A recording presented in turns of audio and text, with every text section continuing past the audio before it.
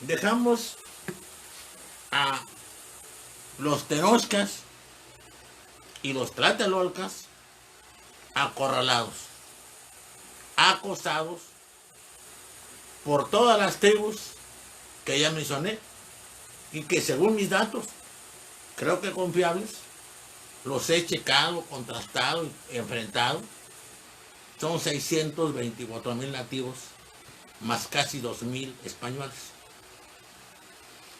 Una Tenochtitlan y Tlatelolco sin agua, sin comida, con la enfermedad, luchando todos, hombres y mujeres. Las mujeres de Tenochtitlan y de Tlatelolco pelearon como unas fieras.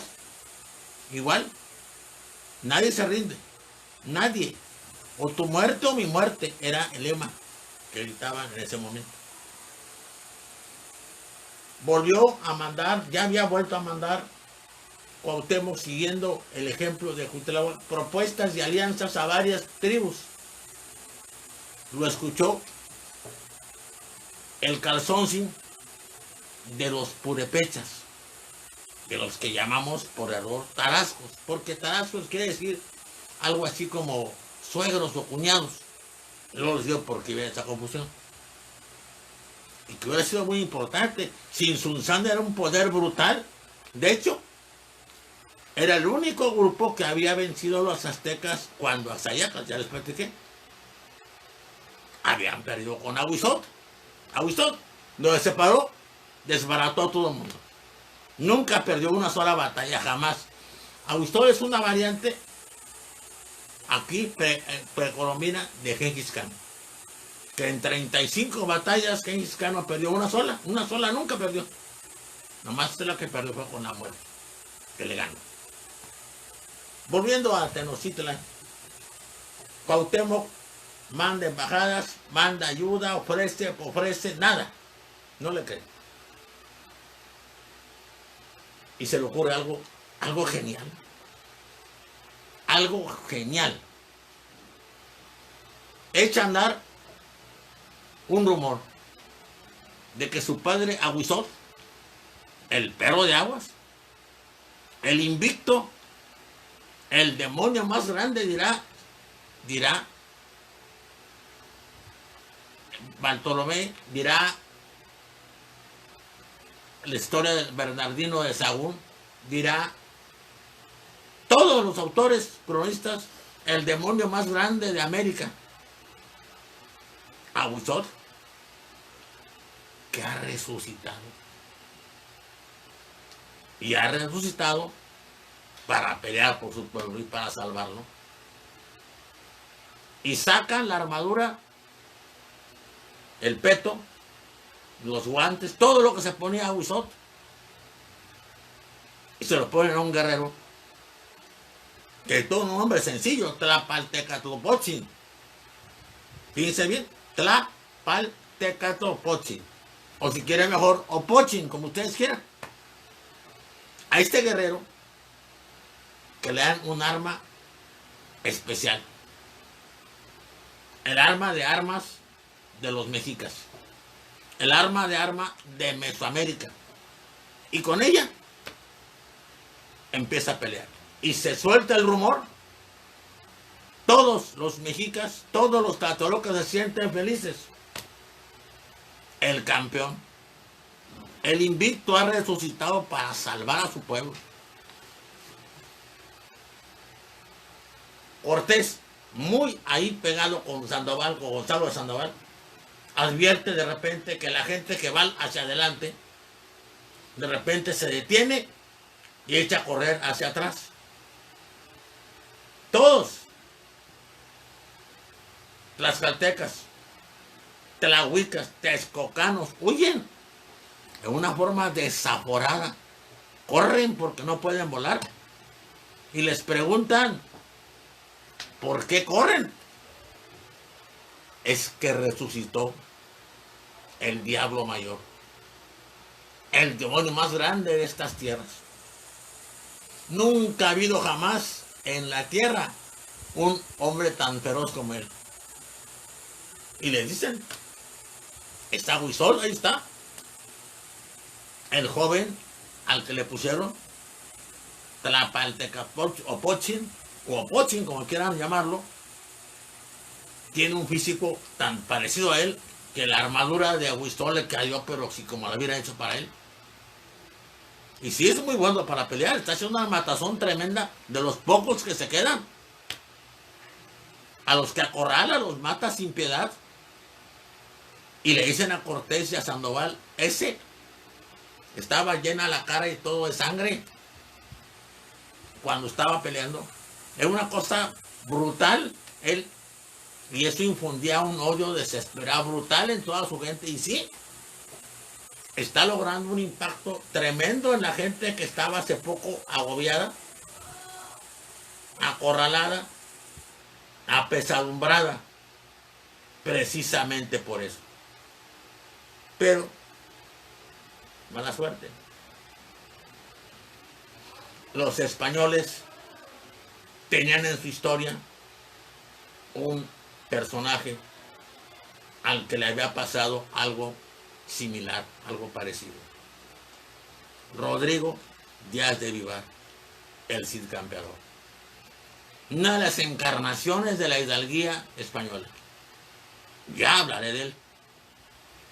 Es un personaje maravilloso, increíble, que merece muchas pláticas.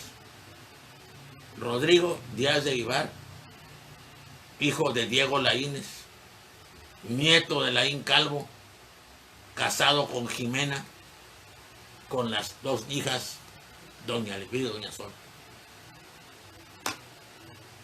Rodrigo Díaz de Vivar también murió y lo hicieron pelear después de muerto. Los que lo habían martirizado, herido, peleado con él y que habían muerto muchos, no dieron crédito a sus ojos cuando vieron que allá a lo lejos se vio la figura alta con su espada. Tenía dos espadas, la tizona y la colada, quién sabe cuál traía, y un caballo genial, babieca, tan increíble como el caballo de Alejandro Bucéfalo o como el caballo de Don Quijote, Rocinante. Ahorita les platico algo de eso. Fíjense que esa historia la conoce Cortés. El tenedor de libros, el ayudante de notarías, tiene conocimientos. Porque dice Bernal que el abuelo, Gonzalo de Sandoval, era el analfabeto más grande de toda la expedición. Fíjense, qué feo. Que era el ser más salvaje de todos aquellos que pues se distinguían precisamente por su salvajismo y ferocidad. Eran conquistadores. Entonces, como conocía la historia, Hernán Cortés se la comunicó a Gonzalo y fueron encima los dos del joven Opochin. Lograron dominarlo, lograron matarlo y entonces cambiaron el mensaje. No desmintieron la versión de que era Aguizot, la confirmaron. Sí, era Aguizot. Sí resucitó para salvar a su pueblo. Sí demostró en las muertes que hizo. Tiene un montón de muertos alrededor. La fuerza que tenía. Pero nosotros somos más fuertes que él. Nosotros lo vencimos. Ahí está. Ahí está muerto. Punto. Se acaba la explosión a favor de los mexicas y tlatelolcas. Se acaba el espíritu de victoria.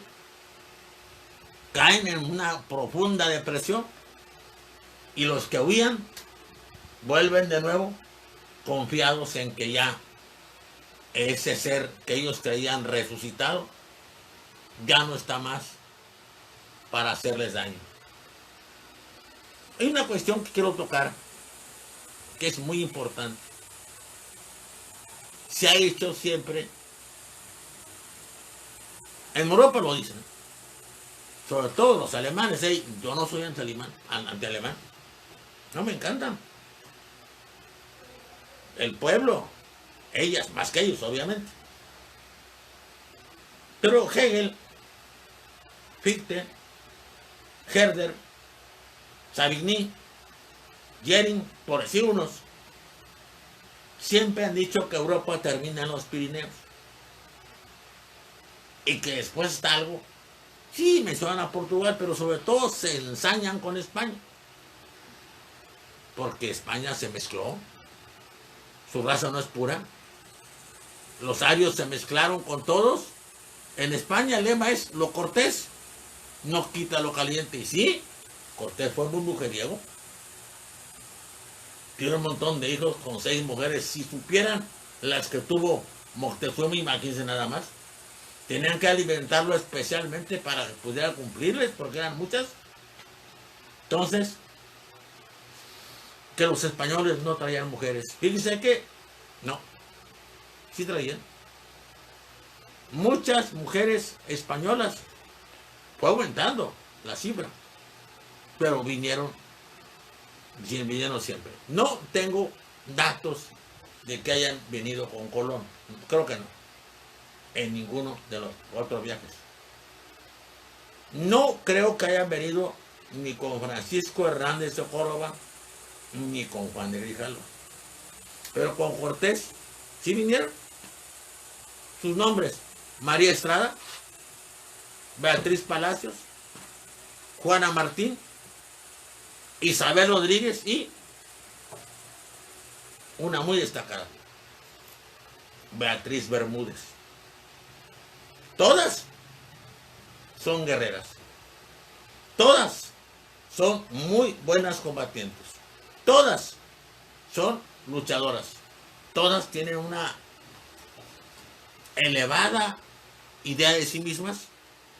Todas tienen un espíritu de aventura inexplicable en aquella época.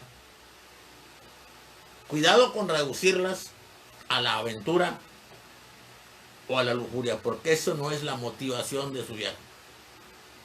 Fíjense, son tan importantes, que Beatriz Bermúdez viene casada.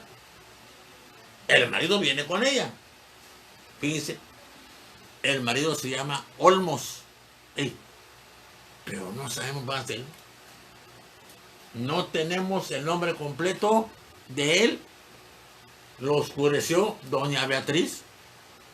Ahora sí que, como el caso de la reina Isabel, que ya les dije varias veces, decían en España, tanto monta Isabel como monta Fernando, pero monta más Isabel que Fernando. En montón de ocasiones dio muestra a la reina de que ella se imponía. Murió y no lo dejó como rey, para nada. Dejó a Juana y arregló de tal forma que si Juana, como ya sospechaba, estaba un poco mal de la cabeza, iba a haber un regente primero y esperar hasta que creciera el nieto, con tal de que Fernando no se quedara con todo el trono. ¡Ojo! Isabel era hermana de Enrique IV, un rey muy extraño. Prima hermana de él.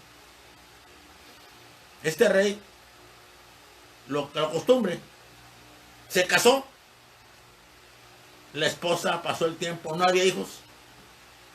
La repudió. Eso se llama, en derecho español, un recurso legal. Y dice, qué cosa tan terrible. La mujer, y más la reina, está obligada a tener hijos varones. Punto. Si no, no sirve. Entonces, no hubo ni hijo ni hija, la repudió. Se casó con otra. Pasó el tiempo. No hubo ni hijo ni hija, la repudió. Se casó con otra. Pasó el tiempo. No hubo ni hijo ni hija, y cuando la repudia, ya el pueblo ya le puso un apodo. Pueblos son a veces sabios, no, pero a veces son muy sabios. El impotente, pues ya van 3, de modo que todas no sirvan para nada, pues que no sirve ser. Y cuando nace de la última, de la cuarta esposa, una niña, se parece tanto a su consejero y mejor amigo de él, que se llamaba Beltrán de la Cueva, que la gente le pone a la Beltraneja, y de hecho no fue reina, por esa duda que pensó. El mismo rey pensó que a lo mejor su amigo, asesor, confidente y todo, lo había ayudado. Además, ya ven que así pasa, ¿ves?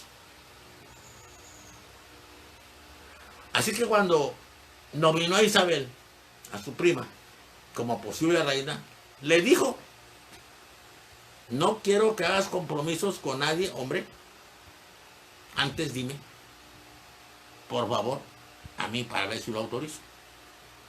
Y sobre todo, había una persona que nunca iba a autorizar él, que era Fernando. Por malévolo, por pérfido, por falso. Fernando, el católico, encarna para Maquiavelo, que sabía algo de esto, el modelo de rey maquiavélico, de rey que abusa a todos, se sirve de todos y que no es leal a veces ni a sí mismo. Y bueno, dicen que Felipe el Hermoso, el esposo de Juana, de Castilla y Aragón, fíjense, ella sí era de Castilla y Aragón, dicen que como le vio las uñas, pues se murió. Se murió Felipe el Hermoso, parece que dijeron que era una argelina que le había hechizado, pero parece que fue el suegro lo que se encargó de pasarlo a mejor vida. Y bueno, queda otra vez volviendo a García Holguín, detiene la piragua de Cuauhtémoc, va con Tecuispo y algunos seguidores, lo llevan con Cortés. Él le dice señor Malinche, ya les dije que Malinche es un apodo a veces, que lo utilizan tanto para doña Marina como para Cortés. Y le dice, agobiado, agotado ya: señor Malinche, he hecho todo lo que he podido por resistir con mi pueblo. Ya no podemos más. Te pido que ceses la matanza y que a mí tomes ese puñal que llevas en la cintura. Y aquí viene una confusión de mensajes por motivos distintos de culturas. Nuestros maestros, porque esto me lo platicaban todos mis maestros en la primaria, me lo platicó María Teresa Paredes en primero. En segundo me lo platicó Cristina Geria Burgos. En tercero en Costa Rica el maestro León. En cuarto que volví, otra vez me tocó en la Alborada Cristina Geria Burgos. En quinto año la maestra Esperanza Rosas. Y en sexto año la maestra Ruth Barrios. Y cuando el maestro director Jesús García Lucio faltaba alguna maestra, nos daba clase y hablaba de historia, nos repetía esto. Bueno, maestros increíbles, sabían geografía, historia, de todo. De lo que tocara sabían el tema, todos, ¿sí? Todos. Y eran 4 horas en la mañana y 4 en la tarde. Increíble. Y no veían a ese maestro, a esa maestra, sentado en un rato. Escribieron, empezaron todo con una letra perfecta, derechita. Y todas las letras de un mismo tamaño. Y una ortografía impresionante, admirable. Bueno, definitivamente lo que está diciendo él es que el honor para ellos es que lo sacrifiquen en la piedra de los sacrificios. Porque es un guerrero grande que ha peleado con todo. En situaciones adversas, pero que ha defendido bien su territorio, sus valores, sus creencias. Cortés le da seguridades y le dice que sí, tranquilo, él y su comitiva. Pero, ¿qué pasó? Imagínense la escena. Esta escena nos hacía llorar el maestro León Portilla cuando nos hablaba de visión de los vencidos. Y nos hablaba además de cómo había pescado esta historia él con su maestro Ángel María Garibay Quintana. Hay un libro del maestro que se llama Quintana, se escribe con K. Quintana se escribe con K. El iniciador, más o menos moderno, de los estudios más completos sobre estas culturas prehispánicas, es Garibay Quintana. Y el sucesor, que yo pienso que le mejoró, obviamente lo superó, fue el maestro Miguelón Portilla. No conoció a un ángel, no estoy tan viejo, si tengo 76 años, pero no, creo que ya había muerto cuando yo estaba entrando. Yo entré a la facultad en 66, ya les dije que estuve en medicina en 65. Y las profecías aquellas terribles, los 7 signos, los presagios funestos, aquí era recordada sobre todo la Llorona, la Cuatlicue o la Cihuacoa. Los nombres varían de repente.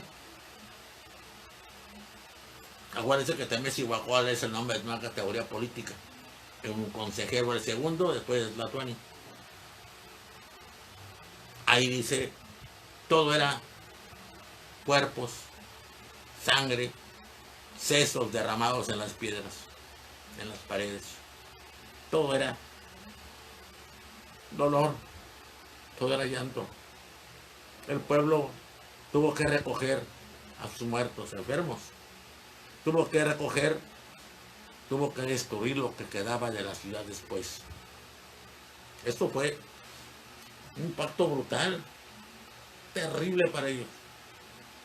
Una gran cultura preparada para todo. Esto era la prueba más dura de toda su vida.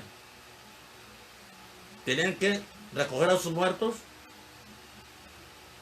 ver el fin de su grandeza y entonces aparte romper, destrozar, romper todo lo que quedaba, sus ídolos, todo, sus estructuras, todos sus canales, todo, la ciudad fue demolida, hecha pedazos y las piedras utilizadas para hacer otras cosas.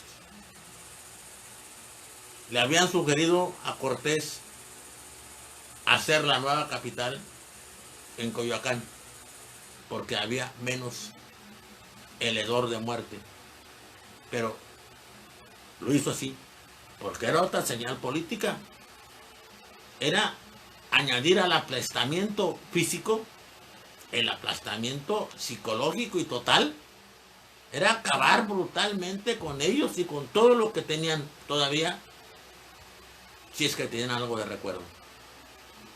Por eso dicen, nuestra herencia era una red de agujeros. No quedaba nada. El pueblo se fue yendo. Esto es muy poético, pero no es cierto. No se podían ir.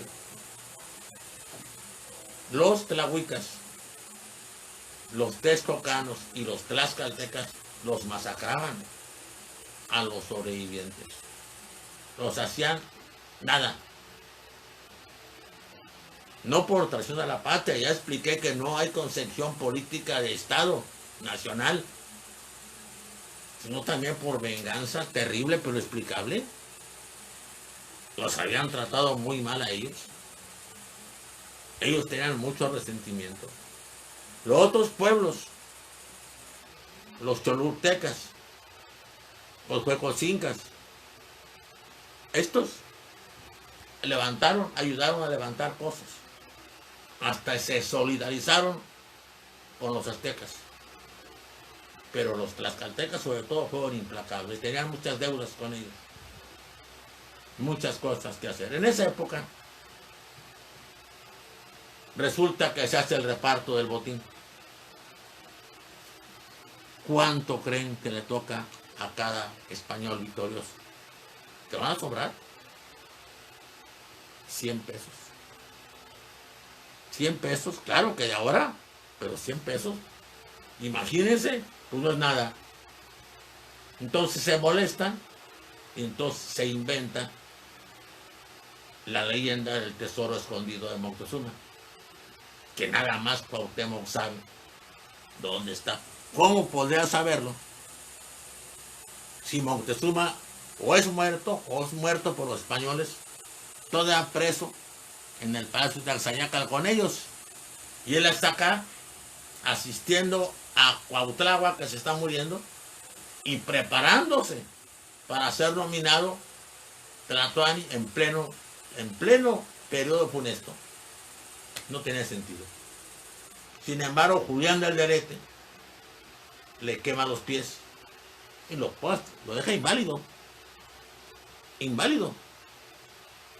Y es famoso, son famosas estas culturas en su capacidad de sufrimiento, porque así los preparaban desde el Calmeca y el Tezcozcali, los maestros. Pasando el tiempo, el hombre de más confianza de Cortés, Cristóbal de Olid, lo mandará a las Cibueras, pero él pasará antes a Cuba a comprar caballos y ahí pactará con el todavía gran enemigo de Cortés, su antiguo compadre, Diego de Velázquez. Y acabará Cristóbal de Olid, el hombre leal a toda prueba, traicionando. Pero esta expedición catastrófica a las Cibueras va a llevarse con él a Cuauhtémoc, a Tetlepanquetzal y a Juanacoch. Y aquí hay dos versiones. Una que ante los rumores de que había una rebelión, porque si había prestigio de Cuauhtémoc antes y de los otros dos personajes, ahora inmenso, habían sostenido la lucha hasta el final, habían soportado el martirio, entonces había señales, parece que sí, evidentes, de que se preparaba una rebelión. Y entonces aquí hay dos versiones. En una, simplemente cuando checa que sí hay razones, los cuelga Cortés. En otra, que es más complicado, voy a explicar después, parece que hay un intento de rescatarlos. Y en el intento de rescate, aquí también varían las versiones, muere o Juanacoch o Cuauhtémoc. Vamos a dejar aquí la plática, vamos a descansar un poquito, ustedes y yo. Voy a seguir esto después de vacaciones. Por favor, suscríbanse. Voy a hacer un libro con estos por textos, por apartados. Voy a checarlo, ver qué me faltó, qué no está bien, para hacer una especie de fe de ratas o una especie de ajustes finales, tal vez dos volúmenes más, y va a ser el primer tomo de una historia de México Tenochtitlan, que quede claro. No es México como realidad política, que tampoco es México. Acuérdense que México así le puso todavía Iturbide, pero la Constitución de 1824, acuérdense, que habla de Estados Unidos Mexicanos. Luego les voy a decir por qué los liberales mexicanos le pusieron ese nombre. Dios los bendiga a todos, cuídense mucho, suscríbanse por el amor de Dios y vean los videos. Que estén bien.